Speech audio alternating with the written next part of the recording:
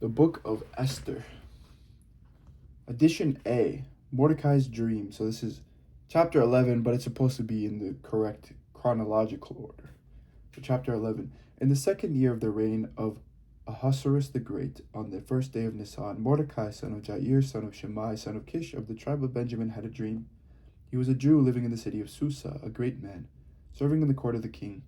He was one of the captives whom King Nebuchadnezzar of Babylon had brought from Jerusalem with King Jeconiah of Judah.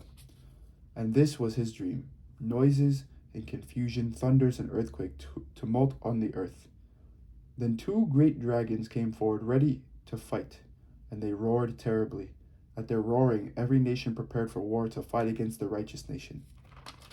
It was a day of darkness and gloom, of tribulation and distress, affliction and great tumult on the earth. And the whole righteous nation was troubled. They feared the evils that threatened them and were ready to perish. Then they cried out to God, and at their outcry, as though from a tiny spring, there came a great river with abundant water. Light came, and the sun rose, and the lowly were exalted and devoured those who held in honor. Mordecai saw in his dream what God had determined to do, and after he awoke, he had it on his mind, seeking all day to understand it in every detail. A plot against the king. Chapter 12. Mordecai took his rest in the courtyard with Bigthan and Teresh, and the two eunuchs of the king who had kept watch in his courtyard. He overheard their conversation and inquired in their purposes, and learned that they were preparing to lay hands on King Ahasuerus, and he informed the king concerning them. Then the king examined the two eunuchs, and after they had confessed it, they were led away to execution, and the king made a permanent record of these things, and Mordecai wrote an account of them. And the king ordered Mordecai to serve in the court and rewarded him for these things. But Haman, son of Hammedatha, the Agagite, who was held in great honor by the king, determined to injure Mordecai and his people because of the two eunuchs of the king. End of edition A. King Ahasuerus deposes Queen Vashti. Chapter 1. This happened in the days of Ahasuerus, the same Ahasuerus who ruled over 127 provinces from India to Ethiopia. In those days when King Ahasuerus sat on his royal throne in the citadel of Susa, in the third year of his reign, he gave a banquet for all his officials and ministers. The army of Persia and Media and the nobles and governors of the provinces were present, while he displayed the great wealth of his kingdom and the splendor and pomp of his majesty for many days, 180 days in all. When these days were completed, the king gave for all the people present in the citadel of Susa, both great and small, a banquet lasting for 7 days in the court of the garden of the king's palace. There were white cotton curtains and blue hangings tied with cords of fine linen and purple to silver rings and marble pillars. There were couches of gold and silver on a mosaic pavement of porphyry, marble, mother of pearl, and colored stones. Drinks were served in golden goblets of different kinds, and the royal wine was lavished in accordance with the bounty of the king. Drinking was by flagons without restraint, for the king had given orders to all the officials of his palace to do as each one desired. Furthermore, Queen Vashti gave a banquet for the women in the palace of King Ahasuerus. On the seventh day, when the king was merry with wine, he commanded Mehuman, Biztha, Harbona, Bigtha, and Abagtha, Zethar, and Carcass, the 7 eunuchs who attended him, to bring Queen Vashti before the king, wearing the royal crown, in order to show the peoples and the officials her beauty, for she was fair to behold. But Queen Vashti refused to come at the king's command conveyed by the eunuchs. At this the king was enraged, and his anger burned within him. Then the king consulted the sages who knew the laws, for this was the king's procedure towards all who were versed in law and custom, and those next to him were Karshena, Shethar, Admatha, Tarshish, Meres, Marcina, and Memucan, the 7 officials of Persia and Media, who had access to the king, and sat first in the kingdom. According to the law, what is to be done to Queen Vashti because she has not performed the command of the king Ahasuerus conveyed by the eunuchs? Then Memucan said to the presence of the king and the officials, not only has Queen Vashti done wrong to the king, but also to all the officials and all the peoples who are in the provinces of King Ahasuerus. For this deed of the queen will be made known to all women, causing them to look with contempt on their husbands, since they will say, King Ahasuerus commanded Queen Vashti to be brought before him, and she did not come. This very day the noble ladies of Persia and Media, who have heard of the queen's behavior, will rebel against the king's officials, and there will be no end of contempt and wrath. If it pleases the king, let a royal order go out from him, and let it be written among the laws of the Persians and the Medes, so that it may not be altered, that Vashti is never again to come before King Ahasuerus, and let the king give her royal position to another who is better than she. So when the decree made by the king is proclaimed throughout all his kingdom, vast as it is, all women will give honor to their husbands, high and low alike. This advice pleased the king and the officials, and the king did as Memucan proposed. He sent letters to all the royal provinces, to every province in its own script, and to every people in its own language, declaring that every man should be master in his own house. Esther becomes queen. Chapter 2. After these things, when the anger of King Ahasuerus had abated, he remembered Vashti, and what she had done, and what he had been decreed against her. Then the king's servants, who attended him, said, Let beautiful young virgins be sought out for the king, and let the king appoint commissioners in all the provinces of his kingdom to gather all the beautiful young virgins to the harem in the citadel of Susa, under the custody of Hegai, the king's eunuch, who is in charge of the women. Let their cosmetic treatments be given to them, and let the girl who pleases the king be queen instead of Vashti. This pleased the king, and he did so. Now there was a Jew in the citadel of Susa whose name was Mordecai, son of Jair, son of Shammai, son of Kish, a Benjaminite. Kish had been carried away from Jerusalem among the captives carried away with King Jeconiah of Judah, whom King Nebuchadnezzar of Babylon had carried away. Mordecai had brought up Hadassah, that is, Esther, his cousin, for she had neither father nor mother. The girl was fair and beautiful, and when her father and her mother died, Mordecai adopted her as his own daughter. So when the king's order and his edict were proclaimed, and when many young women were gathered in the citadel of Susa in the custody of Hegai, Esther was also taken into the king's palace and put into the custody of Hegai, who had charge of the women. The girl pleased him and won his favor, and he quickly provided her with cosmetic treatments and her portion of food, and with 7 chosen maids from the king's palace, and advanced her and her maids to the best place in the harem. Esther did not reveal her people or kindred, for Mordecai had charged her not to tell. Every day Mordecai would walk around in front of the court of the harem to learn how Esther was and how she fared. The turn came for each girl to go into King Ahasuerus after being 12 months under the regulations for the women, since this was the regular period of their cosmetic treatment, 6 months with oil of myrrh and 6 months with perfumes and cosmetics for women. When the girl went in to the king, she was given whatever she asked for to take with her from the harem to the king's palace. In the evening she went in. Then in the morning she came back to the second harem in the custody of Shashgaz, the king's eunuch, who was in charge of the concubines. She did not go into the king again, unless the king delighted in her, and she was summoned by name. When the turn came for Esther, daughter of Abihail, the uncle of Mordecai, who had adopted her as his own daughter, to go into the king, she asked for nothing except what Hegai, the king's eunuch, who had charge of the women, advised. Now Esther was admired by all who saw her. When Esther was taken to King Ahasuerus in his royal palace in the 10th month, which is the month of Tebeth, in the 7th year of his reign, the king loved Esther more than all the other women. Of all the virgins, she won his favor and devotion, so that he set the royal crown on her head and made her queen instead of Vashti. Then the king gave a great banquet to all his officials and ministers, Esther's banquet. He also granted a holiday to the provinces and gave gifts with royal liberality. When the virgins were being gathered together, Mordecai was sitting at the king's gate. Now Esther had not revealed her kindred or her people as Mordecai had charged her, for Esther obeyed Mordecai just as when she was brought up by him. In those days, while Mordecai was sitting at the king's gate, Bigthan and Teresh, 2 of the king's eunuchs who guarded the threshold, became angry and conspired to assassinate King Ahasuerus.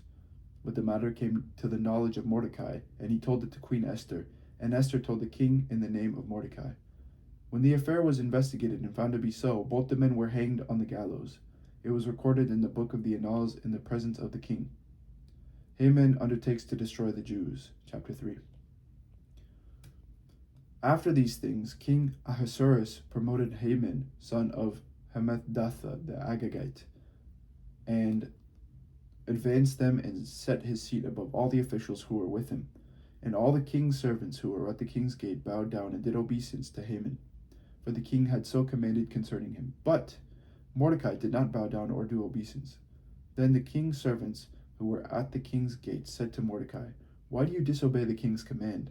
When they spoke to him day after day, and he would not listen to them, they told Haman, in order to see whether Mordecai's words would avail, for he had told them that he was a Jew. When Haman saw that Mordecai did not bow down or do obeisance to him, Haman was infuriated. But he thought it beneath him to lay hands on Mordecai alone. So, having been told who Mordecai's people were, Haman plotted to destroy all the Jews, the people of Mordecai, throughout the whole kingdom of Ahasuerus. In the first month, which is the month of Nisan, in the 12th year of King Ahasuerus, they cast pur, which means the lot, before Haman for the day and for the month, and the lot fell on the 13th day of the 12th month, which is the month of Adar. Then Haman said to King Ahasuerus, "There is a certain people scattered and separated among the peoples in all the provinces of your kingdom. Their laws are different from those of every other people, and they do not keep the king's laws, so that it is not appropriate for the king to tolerate them. If it pleases the king, let a decree be issued for their destruction, and I will pay 10,000 talents of silver into the hands of those who have charge of the king's business, so that they may put it into the king's treasuries." So the king took his signet ring from his hand and gave it to Haman, son of Hammedatha the Agagite, the enemy of the Jews. The king said to Haman, "The money is given to you and the people as well, to do with them as it seems good to you." Then the king's secretaries were summoned on the 13th day of the first month, and an edict according to all that Haman commanded was written to the king's satraps and to the governors over all the provinces and to all the officials of all the peoples, to every province in its own script and every people in its own language. It was written in the name of King Ahasuerus and sealed with the king's ring. Letters were sent by couriers to all the king's provinces, giving orders to destroy, to kill, and to annihilate all Jews, young and old, women and children, in one day, the 13th day of the 12th month, which is the month of Adar, and to plunder their goods. Edition B, the king's letter. This is a copy of the letter the great King Ahasuerus writes the following to the governors of the 127 provinces from India to Ethiopia and to the officials under them. Little water break here. All right. Having become ruler of many nations and master of the whole world, not elated with presumption of authority, but always acting reasonably and with kindness, I have determined to settle the lives of my subjects in lasting tranquility, and in order to make my kingdom peaceable and open to travel throughout all its extent, to restore the peace desired by all people. When I asked my counselors how this might be accomplished, Haman, who excels among us in sound judgment and is distinguished for his unchanging goodwill and steadfast fidelity, and has attained the second place in the kingdom, pointed out to us that among all the nations in the world there is scattered a certain hostile people, who have laws contrary to those of every nation and continually disregard the ordinances of kings, so that the unifying of the kingdom that we honorably intend cannot be brought about. We understand that this people, and it alone, stands constantly in opposition to every nation, perversely following a strange manner of life and laws, and is ill disposed to our government, doing all the harm they can do, so that our kingdom may not attain stability. Therefore we have decreed that those indicated to you in the letters written by Haman, who is in charge of affairs and is our second father, shall all, wives and children included, be utterly destroyed by the swords of their enemies without pity or restraint, on the 14th day of the 12th month, Adar, of this present year, so that those who have been long been hostile and remain so may be in a single day go down in violence to Hades, and leave our government completely secure and untroubled hereafter. End of Edition B, Chapter 3. A copy of the document was to be issued as a decree in every province by proclamation, calling on all the peoples to be ready for that day. The couriers went quickly by order of the king, and the decree was issued in the citadel of Susa. The king and Haman sat down to drink, but the city of Susa was thrown into confusion. Esther agrees to help the Jews. Chapter 4. When Mordecai learned all that had been done, Mordecai tore his clothes and put on sackcloth and ashes, and went through the city wailing with a loud and bitter cry. He went up to the entrance of the king's gate, for no one might enter the king's gate clothed with sackcloth.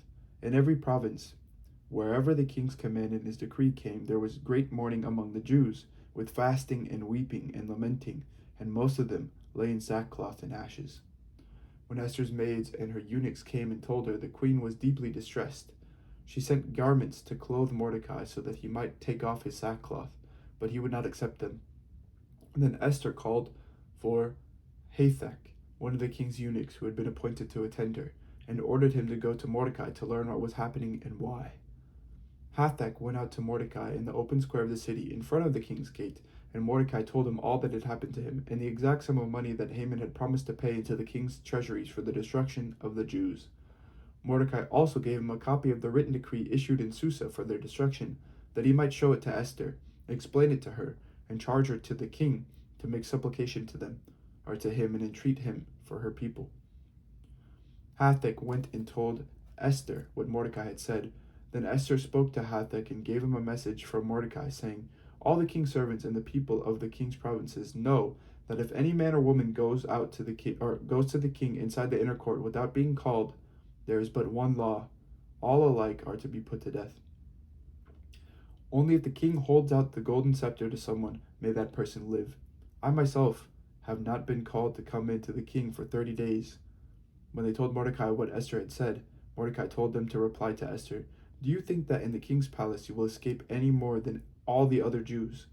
For if you keep silence at such a time as this, relief and deliverance will rise for the Jews from another quarter, but you and your father's family will perish. Who knows? Perhaps you have come to royal dignity for just such a time as this. Then Esther said in reply to Mordecai, go, gather all the Jews to be found in Susa, and hold a fast on my behalf, and neither eat nor drink for 3 days, night or day. I and my maids will also fast as you do. After that I will go to the king, though it is against the law, and if I perish, I perish. Mordecai then went away and did everything as Esther had ordered him. Addition C. Mordecai's prayer, chapter 13. Then Mordecai prayed to the Lord, calling to remembrance all the works of the Lord.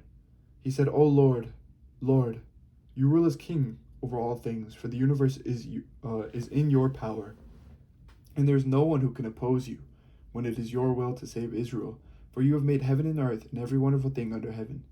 You are Lord of all, and there is no one who can resist you, the Lord. You know all things. You know, O Lord, that it was not in insolence or pride, or for any love of glory that I did this and refused to bow down to this proud Haman. For I would have been willing to kiss the soles of his feet to save Israel. But I did this so that I might not set human glory above the glory of God, and I will not bow down to anyone but you, who are my Lord, and I will not do these things in pride. And now, O Lord God and King, God of Abraham, spare your people. For the eyes of our foes are upon us to annihilate us, and they desire to destroy the inheritance that has been yours from the beginning. Do not neglect your portion, which you redeemed for yourself out of the land of Egypt. Hear my prayer, and have mercy upon your inheritance. Turn our mourning into feasting, that we may live and sing praise to your name, O Lord. Do not destroy the lips of those who praise you. And all Israel cried out mightily, for their death was before their eyes. Esther's prayer, chapter 14. Then Queen Esther, seized with deadly anxiety, fled to the Lord. She took off her splendid apparel and put on the garments of distress and mourning, and instead of costly perfumes, she covered her head with ashes and dung, and she utterly humbled her body. Every part that she loved to adorn, she covered with her tangled hair. She prayed to the Lord God of Israel and said, O my Lord, you only are our King. Help me, who am alone and have no helper but you, for my danger is in my hand. Ever since I was born, I have heard in the tribe of my family that you, O Lord, took Israel out of all the nations and our ancestors from among all their forebears for an everlasting inheritance, and that you did for them all that you promised. And now we have sinned before you, and you have handed us over to our enemies, because we glorified their gods. You are righteous, O Lord, and now they are not satisfied that we are in bitter slavery, but they have covenanted com- covenanted, covenanted with their idols to abolish what your mouth has ordained, and to destroy your inheritance, to stop the mouths of those who praise you, and to quench your altar and the glory of your house, to open the mouths of the nations for the praise of vain idols, and to magnify forever a mortal king. O Lord, do not surrender your scepter to what has no being, and do not let them laugh at our downfall, but turn their plan against them, and make an example of him who began this against us. Remember, O Lord, make yourself known in this time of our affliction, and give me courage, O King of the gods and Master of all dominion. Put eloquent speech in my mouth before the lion, and turn his heart to hate the man who is fighting against us, so that there may be an end of him and those who agree with him. But save us by your hand and help me, who am alone and have no helper but you, O Lord. You have knowledge of all things, and you know that I hate the splendor of the wicked and abhor the bed of the uncircumcised and of any alien. You know my necessity, that I abhor the sign of my proud position, which is upon my head on days when I appear in public. I abhor it like a filthy rag, and I do not wear it on the days when I am at leisure. And your servant has not eaten at Haman's table, and I have not honored the king's feast or drunk the wine of libations. Your servant has had no joy since the day that I was brought here until now, except in you, O Lord God of Abraham. O God, whose might is over all, hear the voice of the despairing, and save us from the hands of evildoers, and save me from my fear. Addition D. Esther is received by the king, chapter 15. On the third day, when she ended her prayer, she took off the garments in which she had worshipped, and arrayed herself in splendid attire. Then, majestically adorned, after invoking the aid of the all-seeing God and Savior, she took 2 maids with her. On one she leaned gently for support, while the other followed, carrying her train. She was radiant with perfect beauty, and she looked happy, as if beloved, but her heart was frozen with fear. When she had gone through all the doors, she stood before the king. He was seated on his royal throne, clothed in the full array of his majesty, all covered with gold and precious stones. He was most terrifying. Lifting his face, flushed with splendor, he looked at her in fierce anger. The queen faltered and turned pale and faint, and collapsed on the head of the maid who went in front of her. Then God changed the spirit of the king to gentleness, and in alarm he sprang from his throne and took her in his arms until she came to herself. He comforted her with soothing words, and said to her, "What is it, Esther? I am your husband. Take courage. You shall not die, for our law applies only to our subjects. Come near." Then he raised the golden scepter and touched her neck with it. He embraced her and said, "Speak to me." She said to him, "I saw you, my lord, like an angel of God, and my heart was shaken with fear at your glory. For you are wonderful, my lord, and your countenance is full of grace." And while she was speaking, she fainted and fell. Then the king was agitated, and all his servants tried to comfort her. Esther's banquet, chapter 5. The king said to her, "What is it, Queen Esther? What is your request? It shall be given to you, even the half of my kingdom." Then Esther said, "If it pleases the king, let the king and Haman come today to a banquet that I have prepared for the king." Then the king said, "Bring Haman quickly, so that we may do as Esther desires." So the king and Haman came to the banquet that Esther had prepared. While they were drinking wine, the king said to Esther, "What is your petition? It shall be granted you. And what is your request? Even to the half of my kingdom it shall be fulfilled." Then Esther said, "This is my petition and request. If I have won the king's favor, and if it pleases the king to grant my petition and fulfill my request, let the king and Haman come tomorrow to the banquet that I will prepare for them, and then do as the king has said." Haman went out that day happy and in good spirits. But when Haman saw Mordecai in the king's gate, and observed that he neither rose nor trembled before him, he was infuriated with Mordecai. Nevertheless, Haman restrained himself and went home.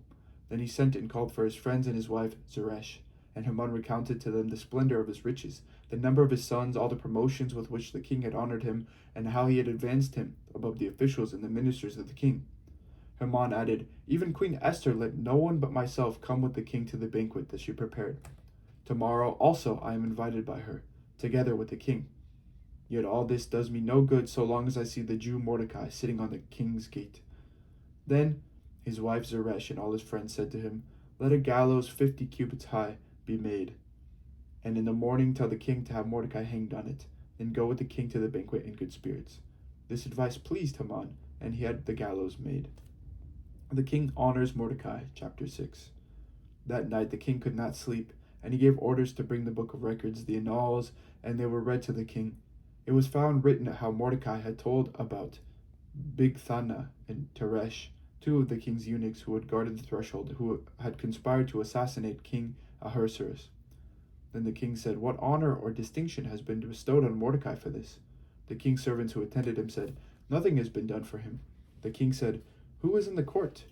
Now Haman had just entered the outer court of the king's palace to speak to the king about having Mordecai hanged on the gallows that he had prepared for him. So the king's servants told him, "Haman is there, standing in the court." The king said, "Let him come in." So Haman came in, and the king said to him, "What shall be done for the man whom he wishes to honor?" Haman said to himself, "Whom should the king wish to honor more than me?" So Haman said to the king, "For the man whom the king wishes to honor, let royal robes be brought, which the king has worn, and a horse that the king has ridden, with a royal crown on his head. Let the robes and the horse be handed over to one of the king's most notable officials. Let him robe the man whom the king wishes to honor, and let him conduct the man on horseback through the open square of the city, proclaiming before him, 'Thus shall it be done for the man whom the king wishes to honor.'" Then the king said to Haman, "Quickly, take the robes and the horse, as you have said, and do so to the Jew Mordecai, who sits at the king's gate. Leave out nothing that you have mentioned." So Haman took the robes and the horse and robed Mordecai, and led him riding through the open square of the city, proclaiming, "Thus shall it be done for the man whom the king wishes to honor." Then Mordecai returned to the king's gate, but Haman hurried to his house, mourning and with his head covered. When Haman told his wife Zeresh and all his friends everything that had happened to him, his advisors and his wife Zeresh said to him, "If Mordecai, before whom your downfall has begun, is of the Jewish people, you will not prevail against him, but will surely fall before him." While they were still talking to him, the king's eunuchs arrived and hurried Haman off to the banquet that Esther had prepared. Chapter 7. So the king and Haman went in to feast with Queen Esther. On the second day, as they were drinking wine, the king again said to Esther, What is your petition, Queen Esther? It shall be granted you. And what is your request? Even to the half of my kingdom it shall be fulfilled." Then Queen Esther answered, "If I have won your favor, O king, and if it pleases the king, let my life be given me. That is my petition, and the lives of my people. That is my request. For we have been sold, I and my people, to be destroyed, to be killed, and to be annihilated. If we have been sold merely as slaves, men and women, I would have held my peace. But no enemy can compensate for this damage to the king." Then King Ahasuerus said to Queen Esther, "Who is he, and where is he, who has presumed to do this?" Esther said, "A foe, an enemy, this wicked Haman." Then Haman was terrified before the king and the queen. The king rose from the feast in wrath and went into the palace garden, but Haman stayed to beg for his life from Queen Esther, for he saw that the king had determined to destroy him. When the king returned from the palace garden to the banquet hall, Haman had thrown himself on the couch where Esther was reclining, and the king said, "Will he even assault the queen in my presence, in my own house?" As the words left the mouth of the king, they covered Haman's face. Then Harbona, one of the eunuchs in attendance of the king, said, "Look, the very gallows that Haman has prepared for Mordecai, whose word saved the king, stands at Haman's house, 50 cubits high." And the king said, "Hang him on that." So they hanged Haman on the gallows that he had prepared for Mordecai. Then the anger of the king abated. Chapter 8. On that day King Ahasuerus gave to the queen Esther the house of Haman, the enemy of the Jews, and Mordecai came before the king, for Esther had told what he was to her. Then the king took off his signet ring, which he had taken from Haman, and gave it to Mordecai. So Esther set Mordecai over the house of Haman. Then Esther spoke again to the king. She fell at his feet, weeping and pleading with him to avert the evil design of Haman the Agagite and the plot that he had devised against the Jews. The king held out the golden scepter to Esther, and Esther rose and stood before the king. She said, "If it pleases the king, and if I have won his favor, and if the thing seems right before the king, and I have his approval, let an order be written to revoke the letters devised by Haman, son of Hammedatha, the Agagite, which he wrote giving orders to destroy the Jews who are in all the provinces of the king. For how can I bear to see the calamity that is coming on my people, or how can I bear to see the destruction of my kindred? Then King Ahasuerus said to the queen Esther and to the Jew Mordecai, See, I have given Esther the house of Haman, and they have hanged him on the gallows because he plotted to lay hands on the Jews. You may write as you please with regard to the Jews in the name of the king, and seal it with the king's ring, for an edict written in the name of the king and sealed with the king's ring cannot be revoked. The king's secretaries were summoned at that time in the 3rd month, which is the month of Sivan, on the 23rd day. And an edict was written, according to all that Mordecai commanded, to the Jews and to the satraps and the governors and the officials of the provinces from India to Ethiopia, 127 provinces, to every province in its own script, and to every people in its own language, and also to the Jews in their script and their language. He wrote letters in the name of King Ahasuerus, sealed them with the king's ring, and sent them by mounted couriers, riding on fast steeds, bred from the royal herd.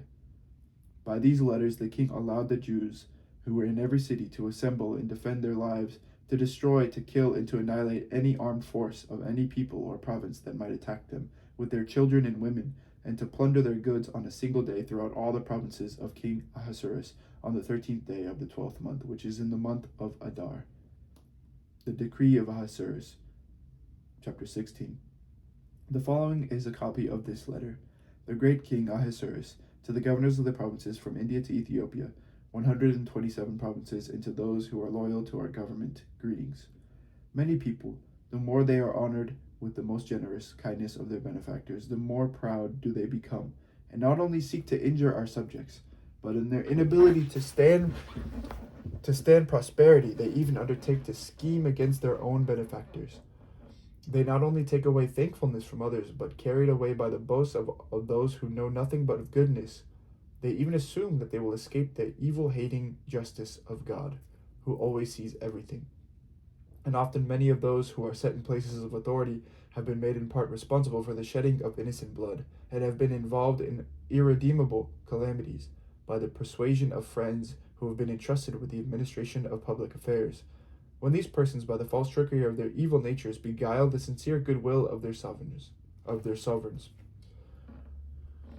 What has been wickedly accomplished through the pestilent behavior of those who exercise authority unworthily can be seen, not so much from the more ancient records that we hand on, as from investigation of matters close at hand.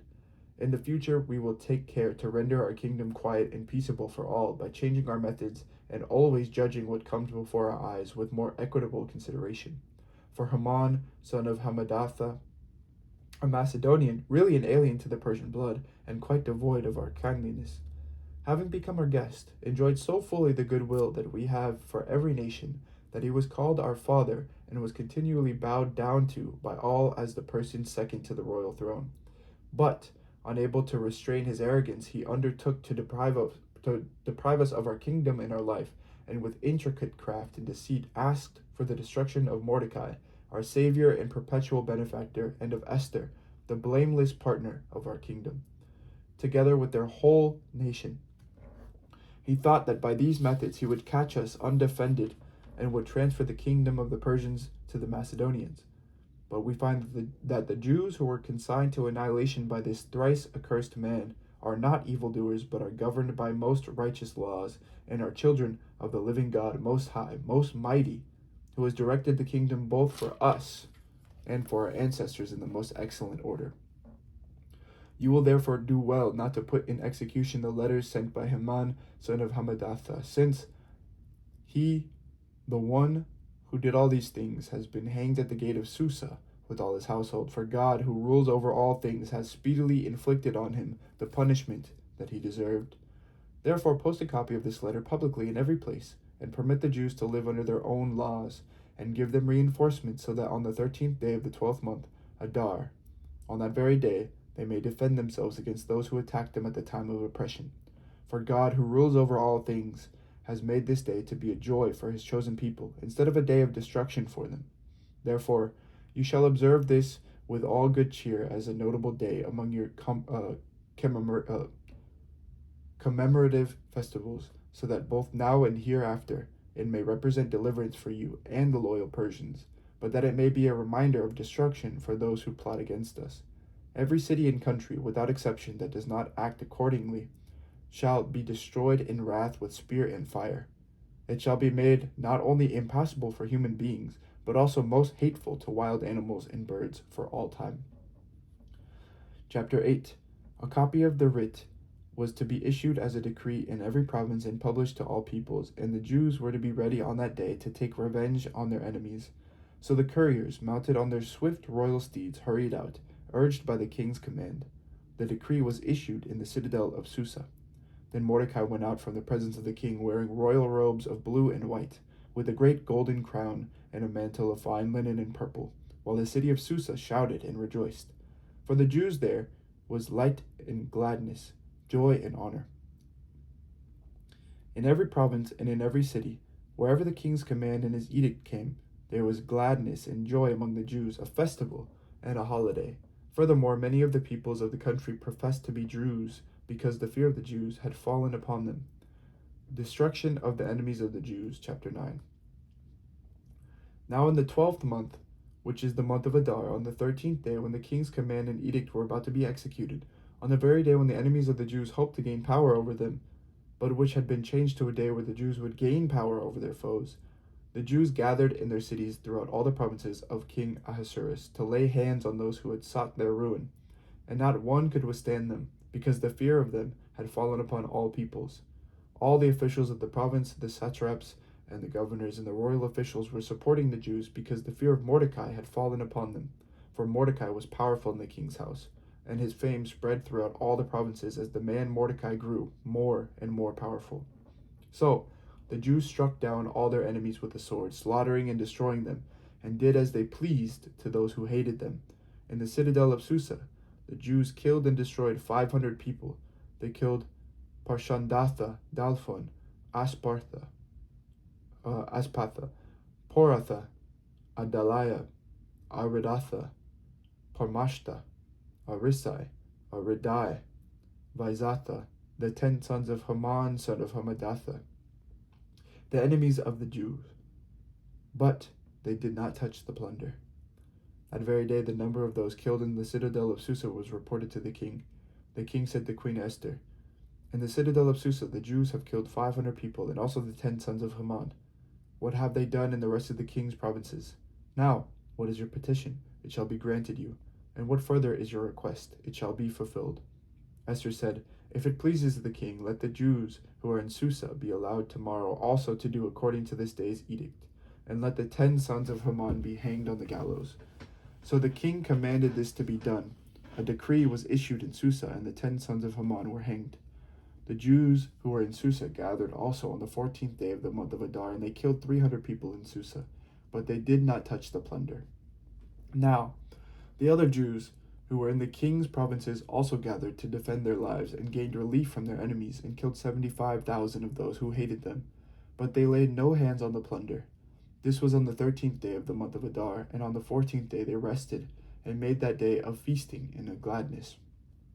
But the Jews who were in Susa gathered on the 13th day, and on the 14th rested on the 15th day, making that a day of feasting and gladness. Therefore the Jews of the villages who live in the open towns hold the 14th day of the month of Adar as a day for gladness and feasting, a holiday on which they send gifts of food to one another. Mordecai recorded these things and sent letters to all the Jews who were in all the provinces of King Ahasuerus, both near and far, enjoining them that they should keep the 14th day of the month Adar, and also the 15th day of the same month, year by year, as the days on which the Jews gained relief from their enemies, and as the month that had been turned for them from sorrow into gladness, and from mourning into a holiday, that they should make them days of feasting and gladness, days for sending gifts of food to one another, and presents to the poor. So the Jews adopted as a custom what they had begun to do, as Mordecai had written to them. Haman, son of Hammedatha, the Agagite, the enemy of all the Jews, had plotted against the Jews to destroy them, and had cast pur, that is, the lot, to crush and destroy them. But when Esther came before the king, he gave orders in writing that the wicked plot that he had devised against the Jews should come upon his own head, and that he and his son should be hanged on the gallows. Therefore these days are called Purim, from the word pure. Thus, because of all that was written in this letter, and of what they had faced in this matter, and of what what had happened to them, the Jews established and accepted as a custom for themselves and their descendants and all who joined them, that without fail they would continue to observe these 2 days every year, as it is written at the time appointed. These days should be remembered and kept throughout every generation, in every family, province, and city, and those days of Purim should never fall into disuse among the Jews, nor should the commemoration of these days cease among their descendants. Queen Esther, daughter of Abihail, along with the Jew Mordecai, gave full written authority confirming the second letter about Purim. Letters were sent wishing peace and security to all the Jews, to the 127 provinces of the kingdom of Ahasuerus, and giving orders that these days of Purim should be observed as their appointed seasons, as the Jew Mordecai and Queen Esther enjoined on the Jews, just as they had laid down for themselves and for their descendants regulations concerning their fasts and their lamentations. The command of Queen Esther fixed these practices of Purim, and it was recorded in writing. Chapter 10. King Ahasuerus laid tribute on the land and on all the islands of the sea, all the acts of his power and might, in the full account of the high honor of Mordecai, to which the king advanced him. Are they not written in the annals of the kings of Media and Persia? For Mordecai, the Jew, was next in rank to King Ahasuerus, and he was powerful among the Jews, and popular with his many kindred, for he sought the good of his people and interceded for the welfare of all his descendants. Mordecai's dream fulfilled. And Mordecai said, "These things have come from God, for I remember the dream that I had concerning these matters, and none of them has failed to be fulfilled. There was the little spring that became a river, and there was light and sun and abundant water.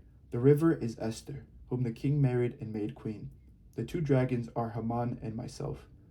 The nations are those that gathered to destroy the name of the Jews. In my nation, this is Israel, who cried out to God and was saved, and the Lord has saved his people. The Lord has rescued us from all these evils. God has done great signs and wonders that have never happened among the nations. For this purpose he made 2 lots, one for the people of God and one for all the nations. And these 2 lots came to the hour and moment and day of decision before God and among all the nations. And God remembered his people and vindicated his inheritance. So they will observe these days in the month of Adar on the 14th and 15th of that month, with an assembly in joy and gladness before God, from generation to generation, forever among his people Israel." Postscript, chapter 11. In the 4th year of the reign of Ptolemy and Cleopatra, Dositheus, who had said that he was a priest and a Levite, and his son Ptolemy brought to Egypt the foregoing letter about Purim, which they said was authentic and had been translated by Lysimachus, son of Ptolemy, one of the residents of Jerusalem. That is the word of the Lord. This was the word of the Lord. Thanks be to God. And that was the book of Esther. So thank you to everyone who's listened, and may you have a blessed day. May God bless you this day. All right. Take care, everyone. Bye-bye.